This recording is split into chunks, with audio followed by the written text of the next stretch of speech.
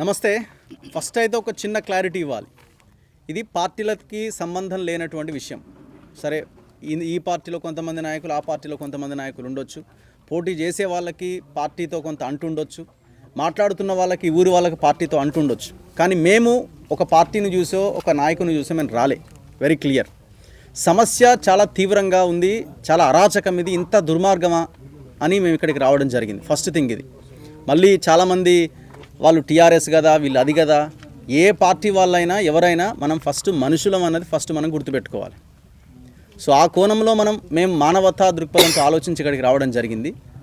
అందులో దట్టు ఇంత బలమైన బీసీవాదం ఉన్న ఈ క్రమంలో ఇట్లాంటి దాడులేంది? ఎవ్రీ డే మనం మాట్లాడుతున్నాం, ప్రతిరోజు మాట్లాడుతున్నాం. ఈ బలహీన వర్గాలంతా ఏకం కావాలి, మన ఓట్లు మనమే వేసుకోవాలని ఒకవైపున మూమెంట్ జరుగుతున్నది. 42% రిజర్వేషన్ అన్న ఒక మూమెంట్ జరుగుతున్నది. ఇదంతా జరుగుతున్న క్రమంలో బెదిరియడం ఒక ఎత్తు, కిడ్నాప్ చేయడం ఒక ఎత్తు, మూత్రం దాగించే ఇంత భయంకరమైన దాడి ఏంది అసలు? అందుకే మేము చాలా క్లియర్గా డిమాండ్ చేస్తున్నాం ఏంటంటే, ఈ గ్రామ ప్రజలు, మీరు తప్పుగా అనుకున్నా ఓకే, ఈ గ్రామ ప్రజలు మనకి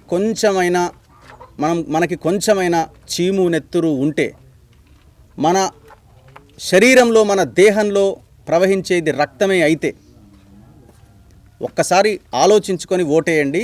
నాగలక్ష్మిని భారీ మెజార్టీతో గెలిపించండి. పార్టీలతో సంబంధం లేదు. ఎల్లమ్మగూడెంలో నాగలక్ష్మి రాబోయే 5 సంవత్సరాలు ఎమ్మెల్యే కావాల్సిందే. కోమటిరెడ్డి వెంకటరెడ్డి సందీప్ రెడ్డికి సర్పంచ్ కావాల్సిందే. కోమటిరెడ్డి వెంకటరెడ్డి సందీప్ రెడ్డికి గిఫ్ట్ ఇస్తానడట. 3 గ్రామ పంచాయతీలు యునానిమస్ చేస్తే ఆ గిఫ్ట్ కోసం సందీప్ రెడ్డి మొత్తం ఈ అరాచకానికి పాల్పడ్డాడు కోమటిరెడ్డి ఆదేశాలతోటి. సో ఇదే ఎల్లమ్మగూడెం ప్రజలు, ఇదే ఎల్లమ్మగూడెంలో ఉన్న అన్ని వర్గాల ప్రజలు కోమటిరెడ్డి వెంకటరెడ్డికి రిటర్న్ గిఫ్ట్ ఇవ్వాలి, నాగలక్ష్మిని సర్పంచ్ చేసి. సో అది మనం చేసినప్పుడే, మనమేం యుద్ధం చేయాల్సిన అక్కర్లేదు, వాడి లెక్క కత్తులు పట్టుకొని తిరగాల్సిన అవసరం లేదు, వాడిని కిడ్నాప్ చేయాల్సిన అక్కర్లేదు. వాడికి ఇదొకటే. ఇక్కడ కూడా అదే సందీప్ రెడ్డి వర్గం, అదే రెడ్డి వర్గానికి సంబంధించిన ప్రజలు కూడా ఇక్కడ ఉండొచ్చు. ఒక్కసారి ఆలోచించండి.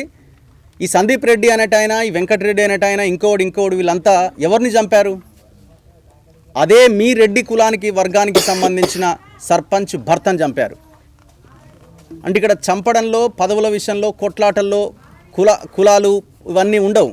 వాడి పదవి కోసం మన వాడిని చంపుతాడు, ఇంట్లో వాడిని చంపుతాడు. మరి ఇదే వర్గానికి చెందిన బిడ్డను కూడా చంపిండు కదా. ఇట్లాంటి వాడు సర్పంచ్ అయితే మీ ఊరు ప్రశాంతంగా ఉంటుందా?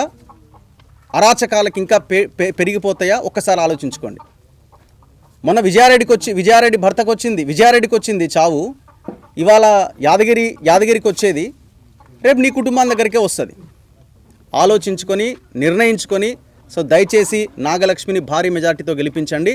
తెలంగాణలో 12,000 గ్రామ పంచాయతీలు ఒక ఎత్తు, నల్గొండ మండలం, నల్గొండ మండలం, తిప్పర్తి మండలం, నల్గొండ జిల్లా తిప్పర్తి మండలం, ఎల్లమ్మగూడెం గ్రామ పంచాయతీ ఒక ఎత్తు.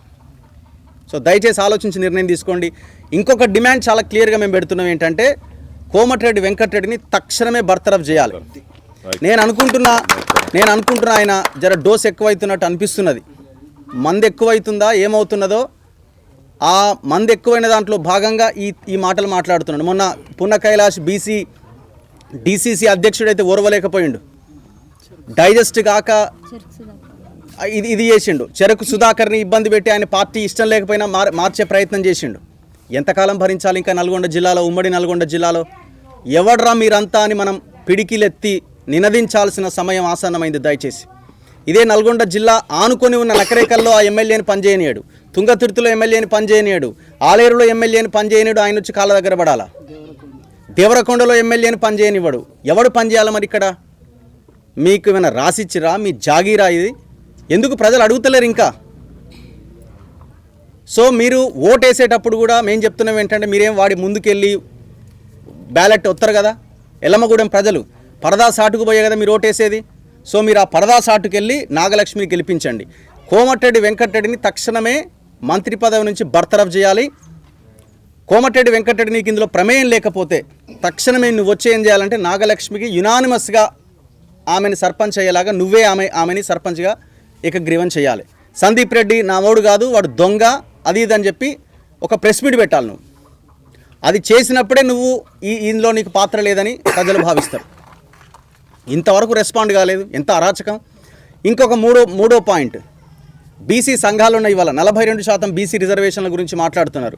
బషీర్బాగ్ ప్రెస్ క్లబ్లో ఒక ప్రెస్ మీట్ 3 గంటలకి, 2 గంటలకి సోమాజిగూడ ప్రెస్ క్లబ్లో ఒక ప్రెస్ మీటు, ఇందిరా పార్క్ దగ్గర 12 గంటలకు ధర్నా. ఎవరికయ్యా ఈ ధర్నాలు ఇవన్నీ? ఇక్కడ ఇంత అన్యాయం, ఇంత అరాచకం జరిగింది, ఇక్కడికి ఎందుకు రాలేదు ఇంతవరకు? బీసీ సంఘాలను మేము స్ట్రేట్గా అడుగుతున్న ప్రశ్న ఇది. ఇంతవరకు కనీసం రాలే. కుల సంఘాలు ఉన్నాయి, యాదవ సంఘాలు ఉన్నాయి కదా. ఎన్ని సంఘాలు వచ్చినాయి? ఎంతమంది? కొంతమంది వచ్చినారు. సరే, కొంతమంది వచ్చినారు. అరే, రాష్ట్ర స్థాయి సంఘాలని ఇక్కడికి రావాలి కదా. ఇప్పుడు మీకు కాంగ్రెస్లో పదవులు వచ్చిన యాదవులు, బీఆర్ఎస్లో పదవులు వచ్చిన యాదవులు, బీజేపీలో పదవులు వచ్చిన యాదవులు ఇక్కడికి ఎందుకు రారు? ఈ అరాచకానికి మనం ఈ నల్గొండ జిల్లాలో ఎండ్ కార్డు పడాలి. ఇదే పునాదని మేము అనుకుంటున్నాం. లేకపోతే ఈ జిల్లా ఇది మన చేతిలోకి రాదు, వచ్చే అవకాశం కూడా లేదు. ఇప్పుడు ఇంకొక క్వశ్చన్ అసలు అడగొద్దు, నాకు అర్థమవుతలేదు. ఇప్పుడు తనని కిడ్నాప్ చేసి కత్తులు పెట్టి ఆయన చంపాలని ప్రయత్నం చేశారు. ఇదే కోమటిరెడ్డి వెంకటరెడ్డి తన కొడుకుని కోల్పోయినప్పుడు సమాజం అంతా మీకు అండగా నిలబడదు. మీరు ఏడుస్తూ ఉంటే మీ బాధ, ఎంత భయంకరమైన వేదన మీరు అనుభవించి ఉంటారు. ఇప్పుడు మీకు ఎంతమంది పిల్లలు? 2 అమ్మాయిలున్న యాదగిరి, ఒక యాదవ బిడ్డ యాదగిరి, ఆ తల్లి తనని కిడ్నాప్ చేసినప్పుడు ఎంత పెయిన్ అనుభవించి ఉండాలి. ఆ పెయిన్ నాకు తెలుసు. నేను అరెస్ట్ అయినప్పుడు సిచ్యువేషన్ ఏంటనేది, కిడ్నాప్ చేసినప్పుడు సిచ్యువేషన్ ఏంటని. తను డే మొత్తం దాదాపు 24 గంటలు ఆ వేదన ఎంత భయంకరంగా అనుభవించి ఉండాలా.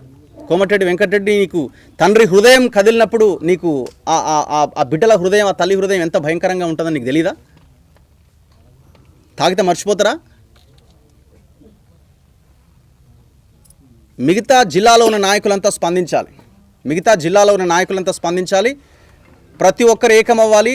వీళ్ళ అరాచకానికి అడ్డుకట్ట వేయాల్సిందే.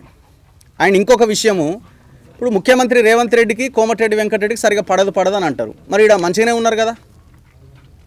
ఇప్పుడు వెంకటరెడ్డి మీద యాక్షన్ తీసుకోవాలి కదా. లేదు, అట్లీస్ట్ ఎవడైనా కంప్లైంట్ చేసినా కనీసం ఏంది అరాచకం అని అంటే వాళ్ళు కలిసే ఉన్నారని అర్థం. ఇప్పుడు నాగలక్ష్మి గెలిచినా రాబోయే 5 సంవత్సరాలు ఆమె పరిపాలన సాగించాలంటే ఖచ్చితంగా ఆమెకి సెక్యూరిటీ అనేది అవసరం. రేవంత్ రెడ్డి హామీ ఇవ్వాలా. సో ఎట్టి పరిస్థితుల్లో దీన్ని వదిలిపెట్టే ప్రసక్తే లేదు.